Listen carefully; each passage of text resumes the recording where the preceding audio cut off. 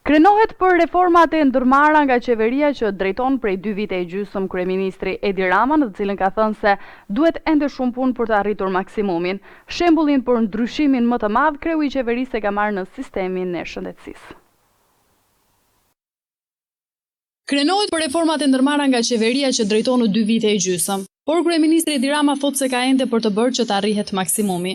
Nuk kemi kohë për të humbur dhe nuk kemi asnjë drejt që të ngurrojmë në quajmë përpara të reformave dhe t'i trëmbemi kostove apo dhimbjeve të tyre.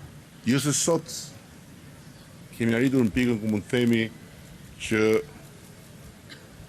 jemi jashtëzakonisht mirë, por padyshim jemi në drejtimin e dur dhe në çdo aspekt po avancojmë, diku më shpejt, diku më ngadalë, diku me rezultate më të dukshme, diku me rezultate që ende nuk janë të prekshme, për të ndërtuar gjithë atë bazë që i duhet Shqipërisë për të pasur shtet.